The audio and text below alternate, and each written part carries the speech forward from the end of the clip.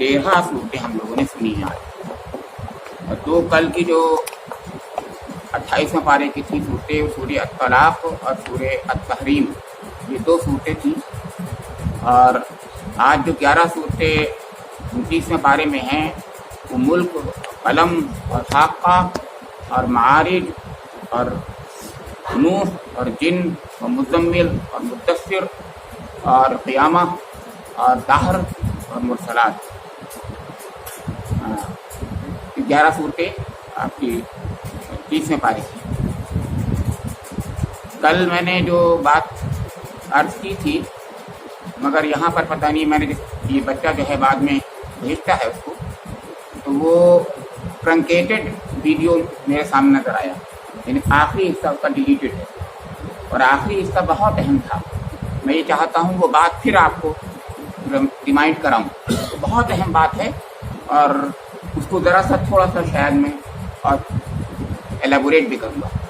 मैंने कल ये अर्ज़ किया था कि हुज़ूर नबी अकरम मोहम्मद मुस्तफ़ा सल्लल्लाहु ताला अलैहि वसल्लम ने फ़तह मक्का की तैयारी को बिल्कुल राज में रखा था, बहुत ही राज में रखते हुए, इसलिए कि अगर उनको भनक भी पड़ जाएगी सरदारान कुरैश को, मक्के वालों को, तो वो लोग तैयारी करेंगे जंग की, और जब जंग की तैयारी होगी तो फ़ोरेज़ी होगी, और ऐसी फ़ोरेज़ी होगी कि जिसका हम तसव्वुर नहीं कर सकते।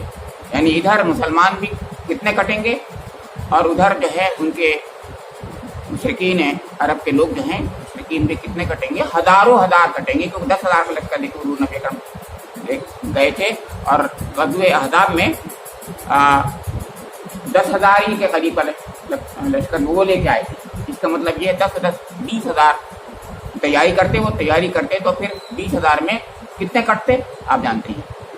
क्या होता, हार जीत तो अल्लाह ही जान, मतलब वो क्या होता, वो अल्लाह ताला, इसलिए उसने ये कमांड अपने हाथ में रखी। मैं कहना ये चाह रहा हूँ, अल्लाह ताला ने इस कमांड को अपने हाथ में रखा और वो चीज़ कि ये किसी तरीके से भी लीकेज ना हो जाए, उसके लिए अल्लाह ताला ने पूरा इंतज़ाम फरमाया।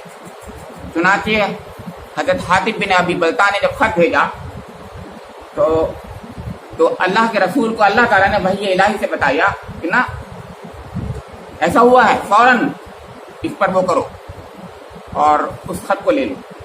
ये कल मैंने आपको सामने बताया। यहाँ तक तो बात आपको याद होगी और उसके बाद ये कट गया है। उसके बाद मैंने एक बात ये बताई थी कि लोग ये नहीं समझ पाते कि इसमें क्या अहम बात है।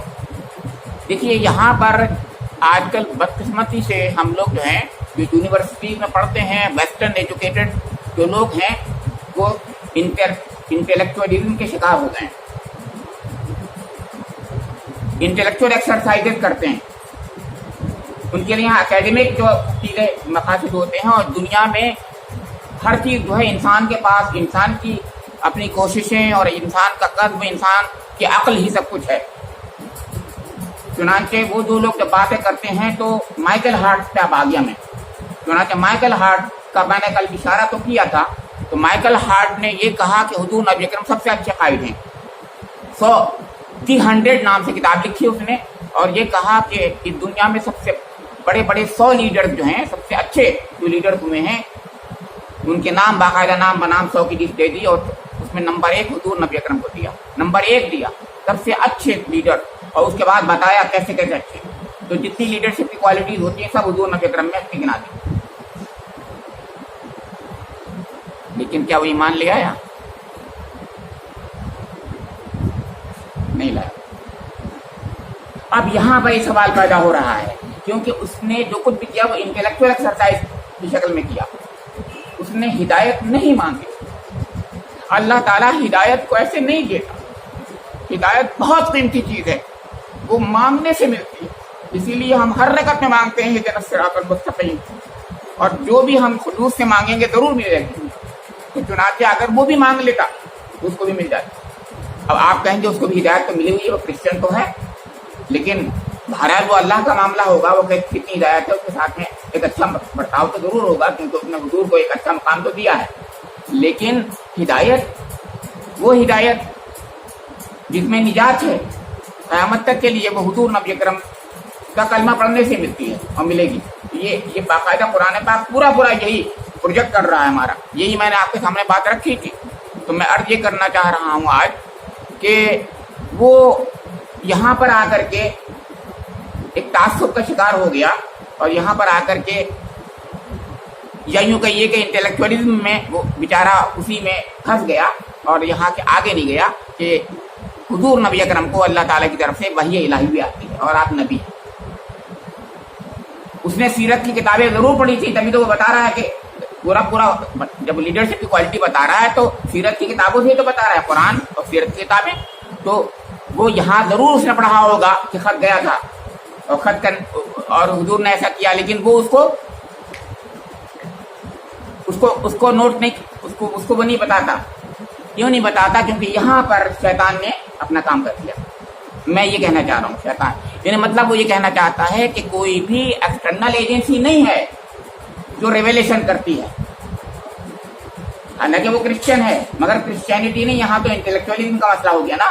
तो वो ये कहना चाहता है गोया कि सब कुछ हमारे पास है, कुव्वतें हम लोग पास जो क्वालिटीज हैं वो सब हमारी अपनी हैं, बाहर से कुछ नहीं आया है। कोई रिविलेशन नहीं होता, कोई नबी नहीं होता। हकीकत में नबी जिसको नबी कहते हैं वो गोया ये कहना चाहता है, वो हर चीज को दुनिया के प्लेन पे समझाना चाहता है वो। तो इसलिए वो बेचारा नहीं पहुंच पाया हकीकत तक, यानी वो अल्टीमेट ट्रुथ तक नहीं पहुंच पाया। वरना वो कलमा ला इलाहा इल्लल्लाह के साथ मोहम्मद रसूलुल्लाह पढ़ता जरूर पढ़ता, क्योंकि मोहम्मद रसूलुल्लाह तो पढ़ रहा है वो, लेकिन वो मोहम्मद रसूलुल्लाह के नाम से नहीं पढ़ रहा है। वो कहता है अच्छे कायद हैं, अच्छे लीडर हैं, अपने सब कुछ हैं। तो ये बात मैं बहुत अहम बताना चाह रहा हूँ कि आजकल बदकिस्मती से हम भी मरूब हो गए। खास तौर से हमारी यूनिवर्सिटी के लोग जो हैं, जो वेस्टर्न एजुकेटेड लोग हैं, वो यही समझते हैं कि दुनिया की हर चीज को जस्टिफाई करेंगे और समझाएंगे तो दुनिया के पैमानों से, दुनिया की चीजों में मटेरियल शक्ल में ही समझते हैं इस चीजों को। वो ये नहीं समझते कि अल्लाह की तरफ से कोई चीज आती है। अल्लाह जो है वो लॉर्ड ऑफ द यूनिवर्स है, यानी रिलीजन जहां से शुरू होता है वो उनके पास आता ही नहीं, वो करीब नहीं आता। स्पिरिचुअलिज्म, मेटाफिजिक्स, टेलीपैथी, बियॉन्ड जो आपके जो होती हैं चीजें उसको नहीं, वो नहीं, ये नहीं मानते। हालांकि उसका इनकार भी नहीं कर सकते, वो टेलीपैथी का इनकार नहीं करते हैं वो लोग, वो साइंस में आ जाती है उनकी। तो मैं आज ये करना चाह रहा था कि ये जो है वही इलाही, ये एक वही नबूवत होती है। वही इलाही तो मैंने कहा शायद कि मक्की को भी होता है, कल भी होता है मैंने, लेकिन छोटी लेवल की वही और बड़े लेवल की वही, सबसे बड़े लेवल की वही जो है वही नबूवत होती है।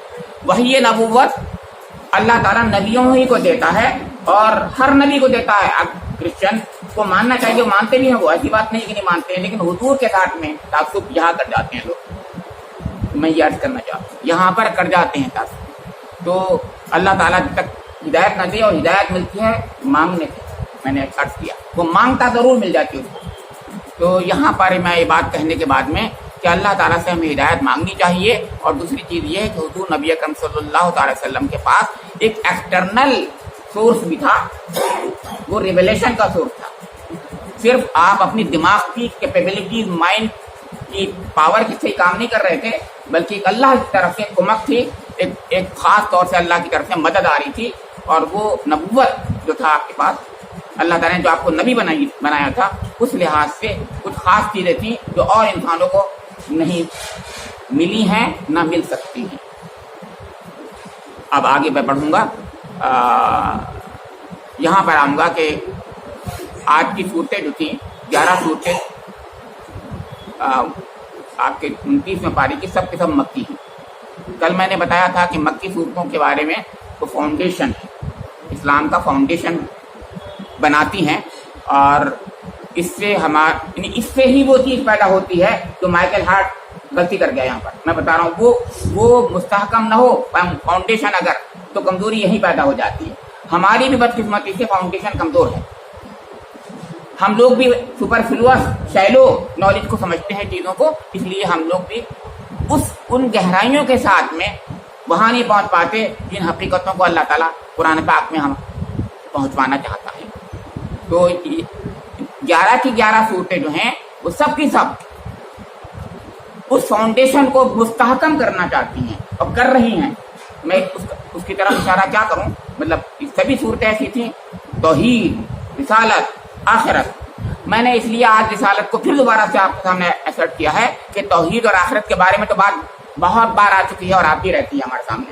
توحید اللہ ایک ہے اور اپنی پوری ایٹریبیوٹ کے ساتھ میں وہ سپریم ہے، اکیلا ہے، یکتا ہے، یونیک ہے. آخرت مرنے کے بعد حساب و کتاب ہے، وہ اٹھنا ہے. لیکن رسالت کو ہم لوگ کبھی کبھی جو ہے تھوڑا سا انڈر مائن کرتے ہیں. یہ میں نے کہنا چاہا تھا. تو انڈر مائن اس کو بھی نہ کیجیے. تینوں کی اپنی الگ برابر اہمیت ہے، پوری اہمیت ہے.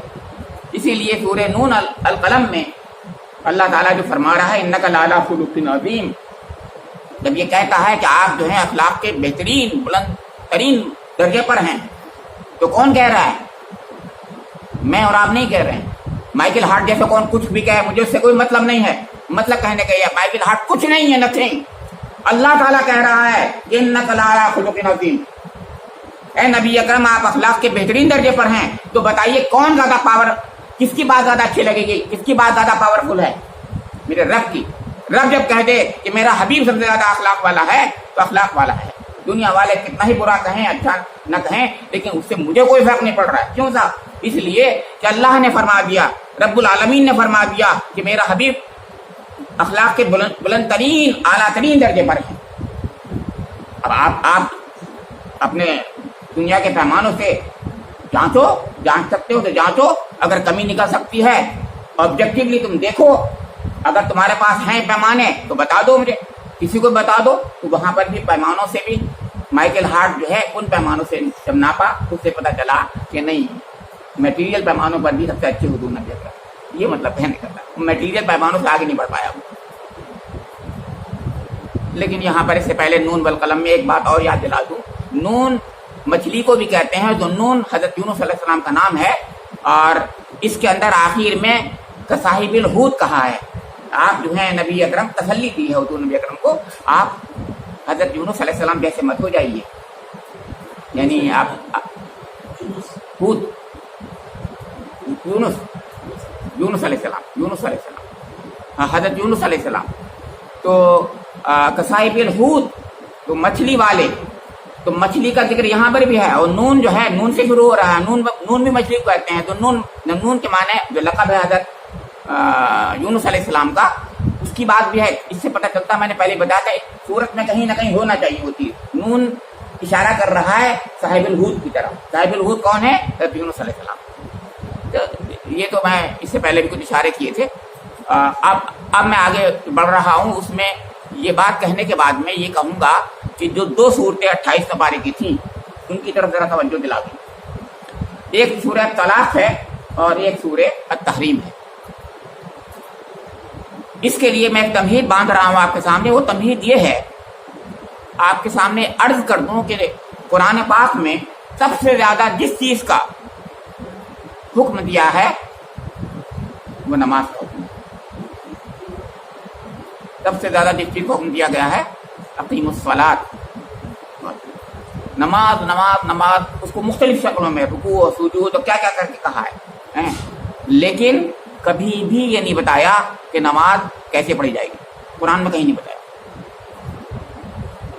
نہ اس میں یہ بتایا ہے کہ پہلے اس کی ترتیب ایسی ہوگی، پہلے تکبیر تحریمہ کہو گے، پھر قیام کرو گے، پھر رکوع کرو گے، پھر قومہ کرو گے، پھر 2 سجدے کرو گے.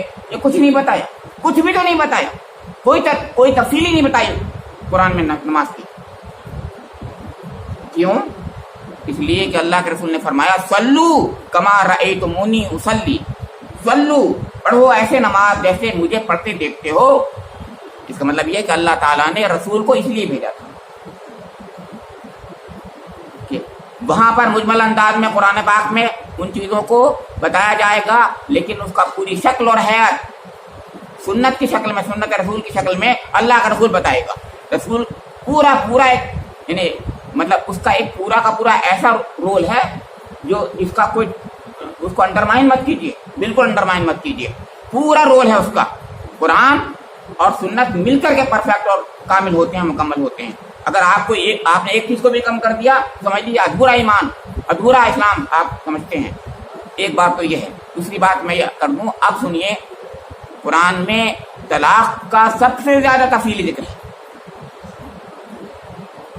نماز کا سب سے زیادہ حکم ہے، لیکن تفصیل بالکل نہیں، اور سب سے زیادہ تفصیل کس چیز کی ہے؟ طلاق کی۔ آپ پوچھیں گے کیوں؟ یہ سوال تو پہلے ہوگا۔ حضور نے وہاں تو یہ کہا تھا کہ صلو کما رأیتمونی اصلی، ایسے پڑھو نماز جیسے مجھے دیکھتے ہو۔ تو یہ کیا یہ کہتے ہو حضور نبی اکرم کہ ایسے طلاق دو جیسے میں طلاق دیتا ہوں؟ اب سمجھیے، میری بات سمجھ رہے ہیں آپ؟